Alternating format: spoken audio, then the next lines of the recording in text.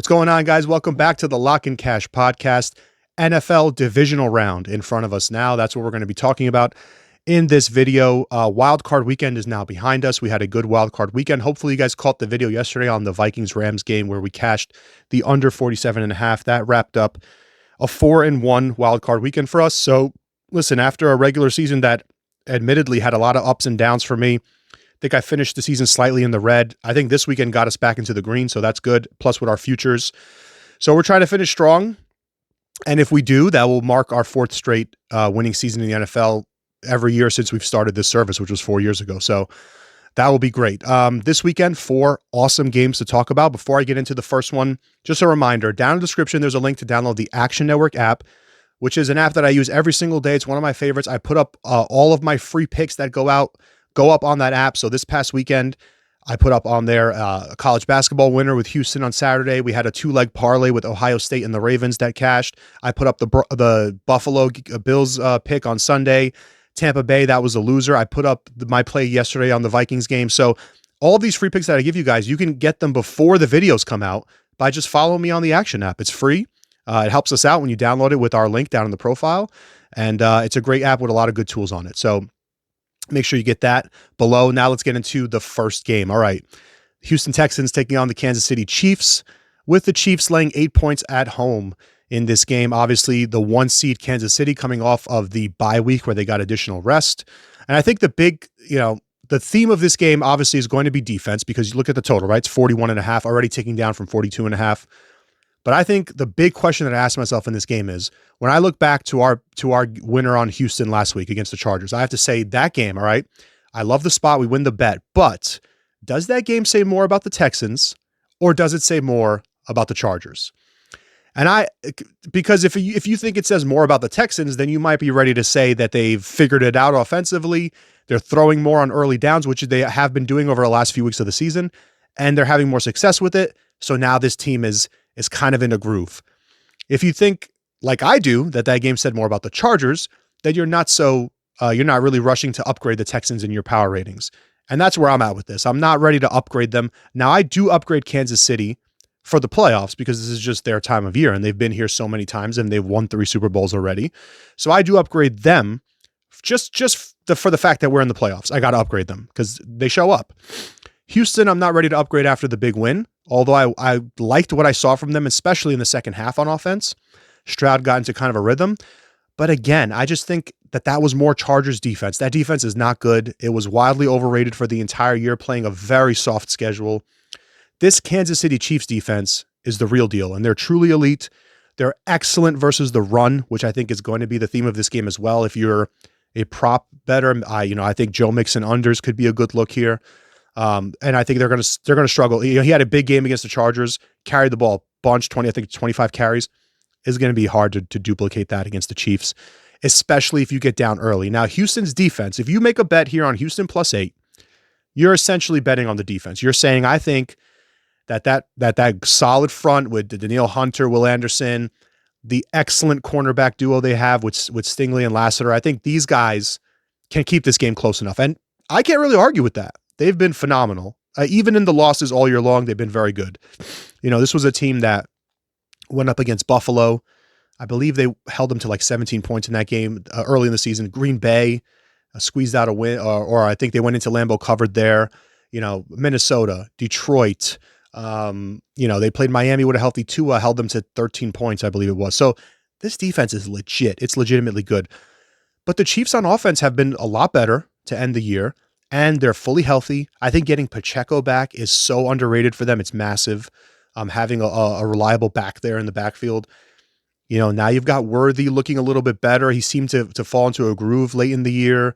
Hopkins will probably be incorporated a lot more. You've still got Kelsey. You still got, the other tight ends that he likes to use, like Gray.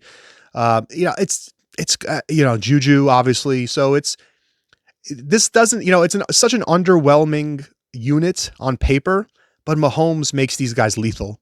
And that's really what it comes down to. When you're picking playoff games, guys, I would say aside from the wild card round, because there's a bit more variance there. But if you can accurately identify who the better quarterback is, and I know this sounds so simple that it almost makes it sound dumb, but you know me, I'm a data. I've looked at the data on this.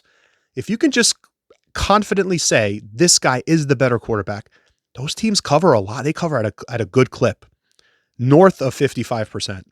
So if I'm just looking at this game and I'm saying, well, obviously we know who the better QB is, you know, maybe you're comfortable with KC -8. The problem is I can't really get there with my ratings. I make this game around 7, and that's with the upgrade to the Chiefs for the playoffs, just for the fact that we're in the postseason. I'm gonna make it around 7. These teams, it's worth noting they just played, right? In Arrowhead a few weeks ago, the spread was 3.5. So we're taking a bit of a leap upwards in terms of the adjustment for Kansas City, or maybe that is also adjusting the Texans down because right after that game, they got blown out by the Ravens. I could see, you know, you talking about it either way, but the bottom line here for me is, who do I think wins this game? I think it's pretty clear the Chiefs will win this game. I just don't know if they're going to cover this big number. They've made a real habit of this over the last couple of years where they win but don't cover these big spreads. If you get Mahomes at 3 or better, it's phenomenal. If you get him at like 7 or better, it's not great. So I could see this being a one-possession game, you know, a one-possession win for Kansas City. I could even see potentially they have a double-digit lead, but the back door is open for Houston. I could see that as well. I do think here that if, like, let's play the what if last week, the Texans game against the Chargers, something clicked. Let's just say, I don't think you could say this about any other team, by the way. We're going to get into the other 3 games. I don't think you could make this case I'm about to make for Houston about any of the other dogs. But if you say something suddenly clicked and Stroud's going to come into Kansas City and he's going to have success throwing and his confidence is back, then with that defense, if that does happen and you have that defense on the other side, you got a shot in this game. And if I'm right and this is going to be a one-possession win for Kansas City, that still means it's going to be a one-possession game, and anything can happen in a one-possession game. So, you know, I guess what I'm getting at is I think Kansas City is going to win, and I like them in teasers. I like them in moneyline parlays. I can't lay the 8, but I think that if someone came to me and made the case that I just made for the Texans, I can't knock it. So if you want to say Texans +8 is too high, you're going to grab that. I can't knock it. If you want to say you think Stroud is going to do enough and they can click and the defense can hold off the Chiefs, who might be a little rusty coming out of the bye week, I can't knock it either.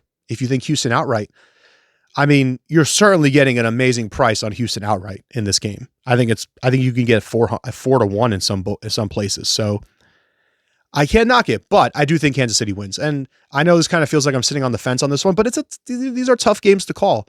I do have stronger opinions on the last 3 games. So this is the game that I am most on the fence about. But for me, KC and teasers, KC and parlays, can't lay the 8 with just the way they play. I can't lay the 8. And I think Houston, you know, and then in that game, that final score was not really indicative of how that game went with Houston, because remember the Tank Dell injury was in that game. So after that point, that was kind of like, it was over. They mentally, the game wasn't over on the field, but it was kind of over in their heads, because that's tough to see one of your guys go down like that and then have to get back up for the rest of the game. So, so I think that final score, I think it was 27-19, a little bit misleading. But yeah, to me, I just think we're going to see the same old Chiefs here, where they pull one out late and they probably cover teasers and cash your parlays, but they don't cover the spread. All right, next game on Saturday is the Commanders taking on the Lions. This line was 8. It is now 9.5. So we've seen money come in exclusively on Detroit at this point. I think that if we were to see a 10 here, that is where the market would top out and you would get money coming in on Washington. That's just my opinion. A lot has been made over the last couple of days about the luck that the Commanders have had this season. They've now won 5 straight games on the final possession of the game, which certainly I would say there's some luck involved in that. They have really high success rates on 3rd and 4th down. Also, that is somewhat of a luck statistic, so I could see that as well. And that is dangerous. To me, that is similar to what we were seeing with the Broncos. Not so much the Chargers, but the Broncos had a lot of luck involved in their metrics, and you saw what happened in that game. One thing that I'll say about this, yes, you have a rookie QB on the road, but I don't love that. You know, you can make that case again. And yes, Tampa Bay, not a great home field. So him going in there and doing that, Jaden Daniels doing what he did, certainly still incredibly impressive and a surprise to me. I thought Tampa Bay would win. But it's definitely way more doable than what he's going to have to do in this game, right? So Detroit has a much stronger home field. They're a much better team, right? Tampa's just an average team, average division in the NFC South. This is now the big boys. You're going up against the big boys now. Detroit's well rested. I think getting Anzalone back on defense was massive for them. As the leader, the heart of the defense, I think getting Montgomery back for this game is going to be huge for them offensively in terms of moving the chains on third down and just controlling clock, like that bully ball that they want to get back to. Gibbs is great, don't get me wrong, but he's not the bully that Montgomery is when he runs the football. And one thing that I'll say here is, yes, I get the luck from Washington, and this is a big point spread, but man, teams coming up like this that are surprising everyone, they typically hit a wall, and that's when you get a stinker. We saw it with Denver. We saw it with LA. I think Washington could be the next one that we see it with. And the main reason I say this is just because of their opponent. Like if they were going into Philly and it was a divisional game, I'd feel different. If they were going anywhere else, but man, Detroit just does not get caught. They don't get caught sleeping, man. They just don't. Like the rest versus rust case that I just made for Kansas City, I can't make that case for Detroit. They just don't. They're immune to it. They're spot proof.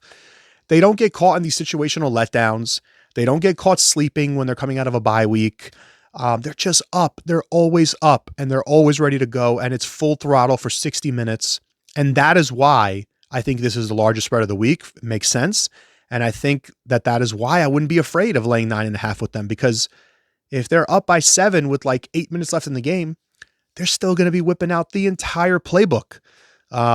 Trick plays, all these things, play action, nothing stops. It's not just like we're going to run the ball and play defense. They don't do that. They're still going to be going for it on fourth down, even if they're up 7 with like I said, 6-7 minutes left. They're going to go for it on 4th and 2, 4th and 3. So, for me, I'm comfortable with this number. I think Detroit wins this game by at least 2 touchdowns. And I do think that you see some of the regression that we're expecting for Washington actually come out and happen in this game. And that's really, I think it's a simple handicap for this one. I think it's pretty simple. I think it's just like a team that's coming in playing above their heads. They've won a bunch of games in the final seconds. They're playing really well. Rookie quarterback is shocking everybody. But then you go up against one of the big boys and it's all over, right? So that's kind of what I feel about this one. I think it's important to note also, the ATS records of Jared Goff indoors, Jared Goff at home. The Lions at home, laying big numbers, they're all north of 70%. They just don't let up in these spots. So they like to run up the score. And I think, also another thing to look at is the rushing defense of Detroit is going to be really tough. They like to run inside the Commanders. If you notice when you watch the games, they like to roll Jaden Daniels out. So when Jaden Daniels scrambles, he likes to go out, especially to his right. Todd Bowles actually talked about that in the game, mid-game.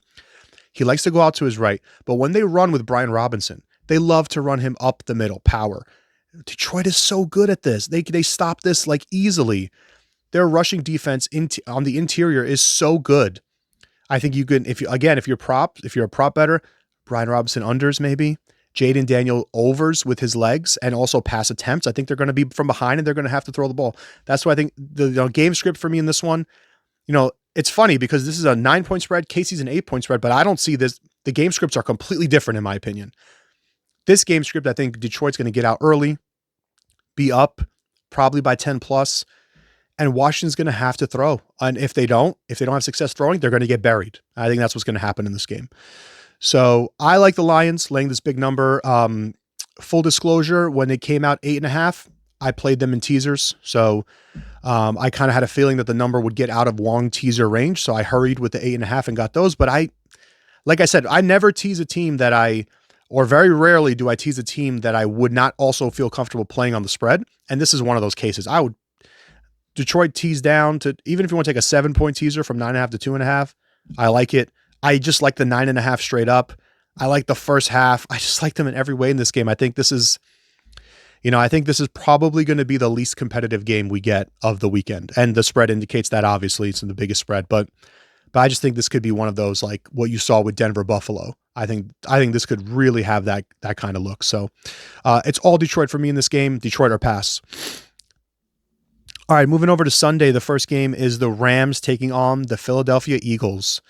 Eagles -6 at home, and a total of 43.5. So I have much stronger opinion on this game than I did on the first two. All right. And again, just like I said about Houston, Kansas City, about how we have to look at the game before, I think with the Rams, you got to look at the game that we just saw on Monday night. And you got to ask yourself this same question. Does that game make me think that the Rams are elite defensively, getting 9 sacks? They figured it out. They're now healthy, Super Bowl quarterback and head coach. Do I feel that that game showed me everything I want to see from the Rams? Or did that game tell me that the Vikings were just done? That game said more about Minnesota than it did about LA.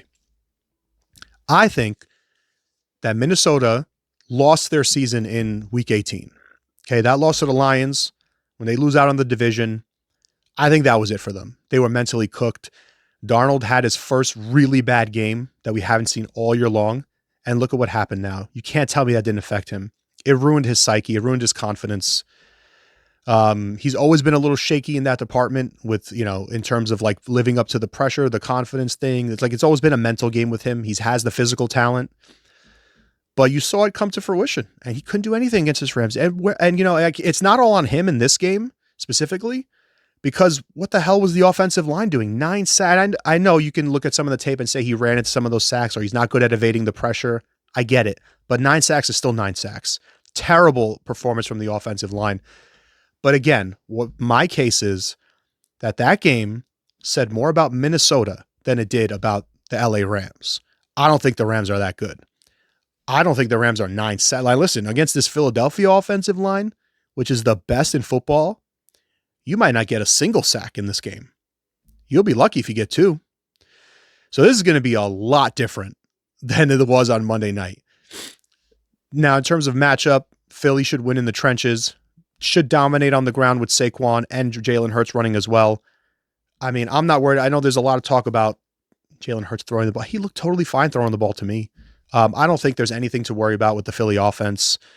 That's how they want to play. They don't want to get into shootouts with you. They want to wear you down. They want to lock you up defensively and then run the ball all over you. So Hurts is never going to be throwing, these people that expect him to be throwing 35, 40 times a game for 3 touchdowns. It's not how they play. They're not going to do that. And I just get the same, again, going back to how I profile teams. I think this is one of the, honestly, as a handicapper, I think the strongest thing that I have is how I profile teams. And, I have weaknesses that I'm trying to improve on. I think that's the biggest strength, though. And I just profile this Rams team the same way that I profile the Chargers and the same way that I profile the Broncos. And I just think that they are playing way above their head, red hot down the stretch, but now they're going to run into a juggernaut. And then by the way, the situational spot is awful too, by the way, because it didn't affect them last night, but you do have the situation out in LA with the fires. It's tragic. It's got to still be on their minds, but I'm not going to count that as much. But you're on a short week now because you played the last game of Wild Card Weekend. So you're traveling across the country on a short week after you already had to move from home to a neutral field. Now you travel across the country, short week, less rest than your opponent, playing an early game on Sunday, and it's outdoors in the cold in Philadelphia, one of the better home fields. Man, it's a tough spot. I think we could see a 10-plus point win here for Philly. On top of all of this, by the way, looking at the point spread itself, I have Philly -7. There's a 5.5 right now on FanDuel as I record this. So I think there's line value on Philadelphia. I think there's situational spot value on Philadelphia. And I also think there's matchup value on Philadelphia. The trifecta in this game for me, it's Eagles or pass. I think the Eagles are going to win this one comfortably, the same way they did when these teams played earlier in the season in LA. They won that game comfortably. I think you could see the same thing happen here. And it's also worth noting, by the way, that the Rams offense, Stafford, if you look at his home road splits, they look the same. But if you actually watch those games, which I watch so many games. Because I remember I had a bet on the Rams in New Orleans, their game against the Jets. So I watched these games, and the offense looks dramatically different on the road. I know the numbers don't say it, but the eye test does say it. They look very different on the road than they do at home. And I don't think you're going to have success with Kyren Williams on the ground against this Philly defense. I think it's going to be harder to find your receivers. This offense is basically coming. I think getting back Higbee helps, but it's really Nakua. Cooper Kupp doesn't have the same explosiveness that he had a couple years ago. So I just think this is a bad matchup. I think it's bad matchup, bad situational spot. I think it's an easy win for Philadelphia. A nugget that I did write down here, Philly last 2 years at home, when they're favored by 7 points or less, so -7 or better, they're 8-1 against the spread. So I concur with that. I like Philadelphia in this game. All right, the last game of divisional weekend, man, only 4 games is hurting. It's hurting me, guys. We're coming towards the end. But this is the game of the week, and it's fitting that it's on Sunday night. The Ravens laying 1 point on the road against the Buffalo Bills. Initially, this line was Buffalo -1.5. Baltimore took a bunch of money. The line has now flipped through 0. And honestly, I think I wouldn't be surprised to see it even flip back a couple of times, maybe go back and forth. Baltimore -1, Buffalo -1. It's a literal talk. This is as good as it gets, this game. Everyone's going to talk about the week 4 game they played when Buffalo was 3-0, went into Baltimore as a 2.5-point dog and got killed in that game. I think it was 35-10, 38-10, something like that. And their defense now is healthier. They've got Milano back, Taron Johnson. But I think both of those guys did not play in that game. The defense is healthier than it was back in that game. And on top of that, there's a very short list. I think they mentioned it when the Broncos played the Bills. I think there's only 3 quarterbacks ever that have gone into Buffalo and won a playoff game. I can't remember the 3 names. I think one of them was Burrow a couple of years ago. I can't remember the 2 older ones, but yeah, that's tough. That's a tall task. It's a great home field. I won't dispute that. I love them against the Broncos. But listen, if there's anybody aside from Mahomes, right? If there's anybody else that I think can go in there and do it, it's Lamar Jackson. And I think this Lamar playoff thing, playoff Lamar, where everyone's is like a run. I think it's silly. I think it's so overblown. It's unbelievable. You'd have to go back to like 2018, 2019 to find the last time he had like a dud of a playoff game. The only other loss on the road in the playoffs since then was their loss to Kansas City. It's the Chiefs. It's Mahomes. That's okay. You're allowed to lose to them. They beat everybody. They won the Super Bowl that year. So I think the playoff Lamar thing is overrated. And I think that this is just a mismatch in the trenches, man. Even getting Milano back, Johnson, getting healthier on defense, their defensive front is just so undersized. It's the same matchup advantage that I see for Philly over LA. It's like your defensive front is undersized. Your linebackers are undersized. Baltimore's going to bring a phenomenal offensive line. Those big boy packages where they like to run the power with Derrick Henry. Derrick Henry running downhill on your guys is so brutal. We saw it in the first matchup. They had no answer for him. And I just don't see how they're going to have an answer for him now. Nothing has really changed for me for this Buffalo defense, especially against the run. I think they're going to get bullied in the trenches in this game. Now, on the other side, the Baltimore pass defense is going to be the thing to watch because you've seen, I'm sure, the tweets and the stories about since week 11 or 12 it was where they moved around Kyle Hamilton in the secondary. Since then, they've jumped to like a top 5 defensive pass defense per DVOA or whatever. There's a bunch of metrics, right? But they haven't exactly played a ton of great quarterbacks in that stretch. They did play Herbert, I believe. They played CJ Stroud, but they killed him in that game. They did play Russell Wilson twice, but the Steelers were like in a horrible, horrible condition at that point.